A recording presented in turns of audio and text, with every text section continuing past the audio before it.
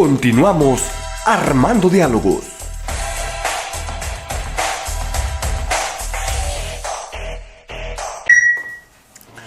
Tocayo, ese es nuestro tercer segmento. Lo digo en voz alta un poco también para irlo registrando. Sí, que quede claro. Todo el mundo aquí en el público. Fíjate que esa es una de las combinaciones muy interesantes que se empezaron a vislumbrar desde mediados del siglo XX. Yo recuerdo, por ejemplo, cuando yo estudié antropología, que se descubrían muchos tipos de familia. Y empezaron a aparecer en España, en Inglaterra, en muchos lugares, esa idea de que el sentido comunitario de vivir era muy importante. Que quizás la mejor forma de vivir es un sistema comunitario. No estoy hablando ni comunismo, no estoy hablando ni de ese estilo de cosas. No por acción política. No estoy hablando desde una perspectiva política porque podrían entenderse así. Y había una crítica un poco fuerte de que el esquema de mamá, papá e hijo, así como religiosamente se estipuló por mucho tiempo como era la Sagrada Familia, estaba muy bien como modelo, pero la vida real de muchas personas no era así. Había a veces familias que la mujer era la cabeza de la familia, muchas veces. Y había hombres que también eran la cabeza de la familia. Y había familias que no tenían, digamos, una cabeza, sino que eran como una asamblea de acuerdos. Y había incluso muchas formas de vivir. Yo mismo experimenté ese estilo de vida. Yo creo que lo he experimentado como unas 3 veces en mi vida. Vivir en pequeñas comunidades donde de alguna manera tus iguales se convierten en tus hermanos, ¿no? Y vives como hermano. Y que no son hermanos de sangre. No son hermanos de sangre. Entonces, lo digo por lo que estás diciendo, de que la gente puede vivir sola, pero al mismo tiempo en comunidad. Y eso también me recuerda a lo que siempre, bueno, no es que siempre, y no es que seamos, pero, bueno, yo al menos, promotor de un filósofo que siempre aprecio a Emmanuel Mounier, del personalismo comunitario. Pero sí, parece ser que quizás hay una especie de afluente hacia nuevas formas de convivencia, de cómo interactuar con otra persona. Yo ya conozco muchas personas que de plano dicen, yo no me casaría, así le digo al cura, así le digo al juez, me atraen mi sexo contrario, no son problemas de homosexualidad o de... No, me siguen gustando el otro género, pero veo muy difícil la convivencia y cumplir los estándares de, digamos, de pagar lo que tengo que pagar de cuentas o la rentabilidad de la propia existencia, que cada vez también se ha hecho más difícil. El caso es que sí, de alguna manera se ha minado. No sabemos todavía, Tocayo, hasta dónde va a llegar esta atrofia de los modelos sagrados que hubo. Y no sabemos todavía qué se está construyendo del todo, ¿no? Pero yo creo que un principio que dices es muy importante, que es la ayuda mutua, ¿no? Sí. La cofradía, el compañerismo, la fraternidad, todo eso. Yo creo que eso es muy importante. Y tenemos que ir buscando mecanismos de esa naturaleza. Porque había un modelo, por ejemplo, cuando ya va a haber mucha gente de la tercera edad, en el futuro, se habla que para el 2050 la mayoría de la población mexicana va a ser mayor de edad. Y entonces tenemos que diseñar toda una serie de esquemas de ayuda mutua. Porque si nos vamos nada más por la idea de la cuestión privada, de asilos, o de pagar gerontólogos y enfermeras o trabajadores sociales, pues no va a dar. No. Se tiene que buscar modelos de ayuda. Y en ese sentido, yo creo que eso va a obligar a algo que hemos fallado como comunidad en eso, que es lo que tú decías, las dificultades de las reglas de convivencia. De hecho, yo siento que muchos de los problemas de pareja, que es muy complejo el tema de las parejas, intervienen muchos factores, sí, que hacen que luego los enamoramientos y las bodas luego no sucumban porque por muchas razones, no voy a entrar en tema. Pero uno de los problemas claves es el vínculo, o sea, cómo te relacionas, cómo se toman las decisiones, qué intereses tienen unos y otros y cómo tratar de hermanarlos, ¿no? Y en ese sentido no es fácil.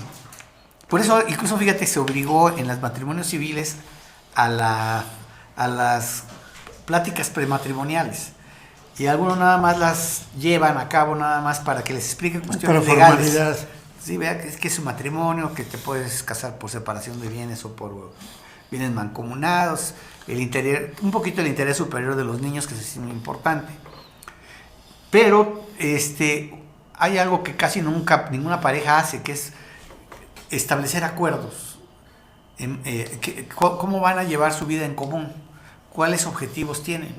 A mí me tocó conocer parejas que se casaron, después de casarse uno de los dos no quiere tener hijos y al otro le urgía tener hijos o tener muchos. Y ya chocaron. Pues ya, o sea, en algo tan... No tan simple, ¿verdad? No tan simple, pero además muy fundamental, que nunca lo platicaron. Exacto. Y sí se casaron tal vez muy enamorados, pero ese tema ya les va a complicar la vida, vamos, en común. Sí. Entonces yo creo que eso es un tema. Y voy a terminar con una reflexión un poco peculiar. La cultura mexicana fue echando, ya de hace varios años o décadas, despreciando a los viejitos y empoderando mucho a los jóvenes, porque también había una tendencia a un pico de jóvenes. Y eso llevó a que muchas personas de mucha edad fueran así como que arrinconadas. Relegados. Paradójicamente, esta política social de darle dinero a las personas de la tercera edad los ha empoderado y alivianado. Recolocado, ¿verdad? Porque sí, pues reciben un dinerito y muchos de ellos son muy solidarios, ¿verdad? Con el nieto, con la familia y compran algunas cosas y les da un resignificado social, ¿no? Y un reconocimiento. Pero sí, no es un tema sencillo y creo que es uno de los temas que tenemos que ir viendo cuál va a ser el futuro de nuestras relaciones y nuestros vínculos. Me haces inspirar en varias cosas, fíjate. Yo no niego, yo viví mucho tiempo en la Ciudad de México y algo que me gusta mucho de Durango es que en todos los barrios que he llegado a vivir, casi siempre escucho el canto de los niños, el juego de los niños aquí en Durango. Y eso me parece a mis oídos muy bello, porque yo en la Ciudad de México ya no oía eso. La población en México capital es ya muy vieja. Ha envejecido muy, no sé si prematuramente, no sé si se podría decir algo así, pero ya no ves tantos niños en la calle. Claro. Ahora sí que voy a hablar casi como un venerable anciano. En mis tiempos, los niños salíamos a las calles y jugábamos en las calles. No, y además usabas la calle. La calle era hoy es muy peligroso nuestra escuela. La calle era la prolongación de nuestro barrio. Y la gente iba sola a la escuela y no Así había es. problema. O sea, era realmente muy poco la inseguridad y la falta de respeto. Lo digo por lo primero que decías, de que la población de México va envejeciendo gradualmente. Y yo todavía siento, por ejemplo, en Durango, que hay todavía mucho. Me parece hermoso escuchar las vocecitas, los juegos. Me parece eso muy bello. Algo que me encanta de Durango es que todavía hay eso. Todavía hay eso. Y de toma de la tendencia, fíjate, se está notando, ya lo han dicho, lo dicen por otros motivos, tal vez político, burocráticos y de dinero, pero, por ejemplo, muchos maestros que salen egresados ya no van a tener tanta materia de trabajo, porque las primarias, las secundarias tienen ya menos... se van contrayendo. Menos alumnos, ¿no? Fíjate que hay una película que, voy a hacer el comercial, está en Netflix, pero yo la fui a ver al cine cuando salió, que se llama Un vecino gruñón. ¿A poco? Y actúa este actor de Forrest Gump. Ya. No recuerdo cómo se llama, pero... Y en esta película... Ya me han dicho que esa película está buena. Sí, alguna vez te la recomendé. Sí, y está muy interesante porque está ubicado en Estados Unidos, pero es un norteamericano, vamos, que tiene su propia crisis de soledad y de existencia. Y entonces vive, ahora sí que mal, ¿verdad? Enclaustrado. Y está muy interesante porque también para Durango, donde hay lamentablemente luego cosas de suicidios, y él está un poquito en esa tesitura, ¿no? Muy cercano a eso. Está en ese mundo, ¿no? Está muy amargado, tenía su...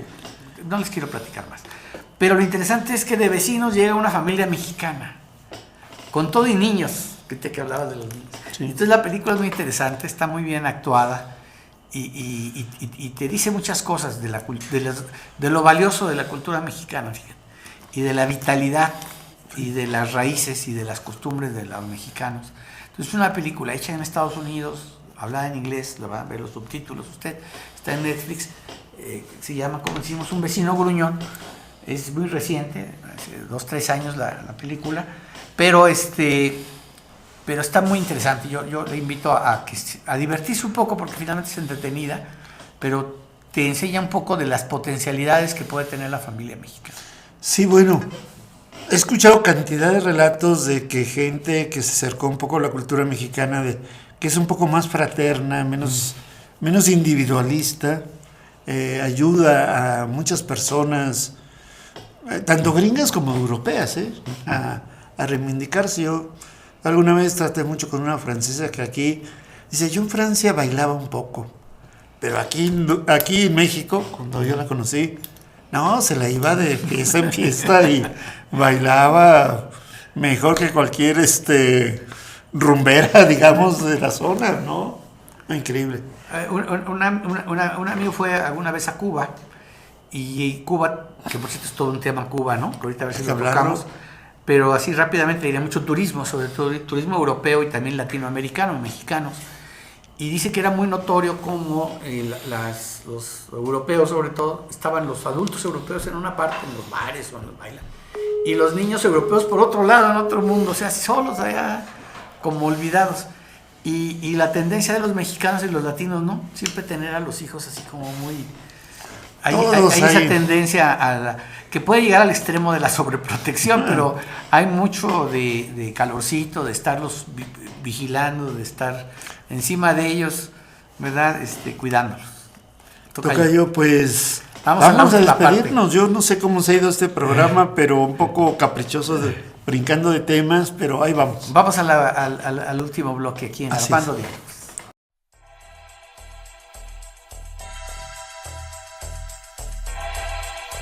En un momento, continuamos.